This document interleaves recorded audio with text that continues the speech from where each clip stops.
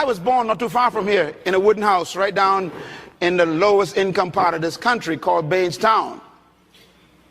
I was born in a house on 4 rocks,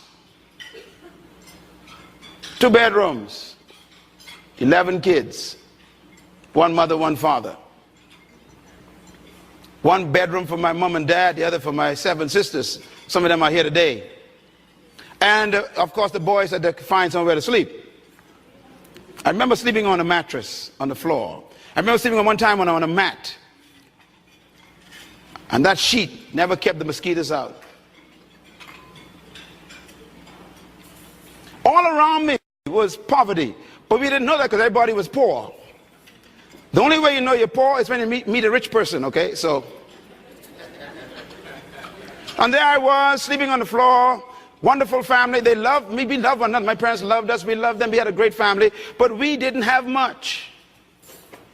And every opportunity was around me to think negative. There were bars on the other side with alcoholics all over the place. And I remember, you know, my mother and father would tell us things to fix our belief system. They would say, you can do anything you want to do, son.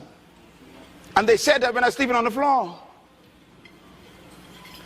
They were working on my belief system. And then they taught us the Bible. Now, I don't know about you and your belief but the Bible made me what I am today. So don't you talk bad about the Bible. And if you don't believe in the Bible, that's okay. I'm doing just fine, believe me. And the Bible helped me become what I am. But it was that book that checked my thinking, because I was born under colonialism where all my teachers were white and they called us half-breeds. I remember one time my teacher called me a half-breed monkey. He said, you cannot learn. He said, I don't know why I came all the way from Scotland just to deal with you black children. You are uneducable, he says. Your brain is not normal. You are not intelligent creatures. You are like monkeys. And I was sitting there crying because the guy was just laying into me and I was believing him.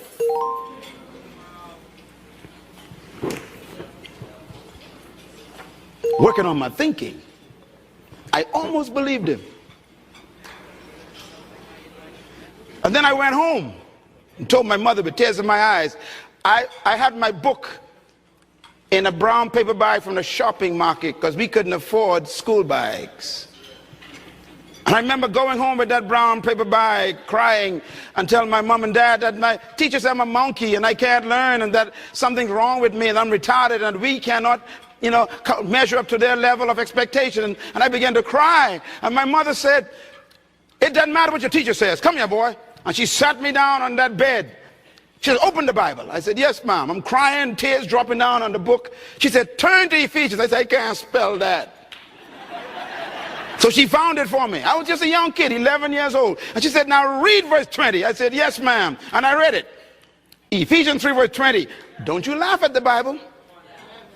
The verse said, now unto him who is able to do exceedingly abundantly above, far beyond all you can ever ask, think, or imagine, according to the power that worketh within you. To him be glory. Mom said, read it again. I read it. She said, read it again. I read it. I said, read it again. She said, read it until you don't have to look at it. And I sat there and I memorized that verse in one afternoon. She said, now that's what you believe. And I realized that the power of my future was not in the teacher, it was inside of me. And suddenly that day I became my own teacher. I really did. I didn't trust any more teachers anymore. I went from an F student to an A student in 1 semester because of my belief system. I graduated from that school. It was called Robinson Road School. It's now called CH3. It's right down the street. I graduated head boy. I used to be an F student and a half-breed monkey, remember? It was my what? Belief system. Write this down. No one can live beyond the limits of their belief. So if you want to live beyond what you're living now, you have to change your belief system. Leaders are born when you have the discovery of a new belief system. The secret to anyone rising is what happens in their belief system. And that's what this conference is about. Write this down, please. Your life is what you think it should be. That's exactly what you are right now. You are what you thought you should be. And if you don't like who you are, you got to change what you think you should be. That's how leaders are born.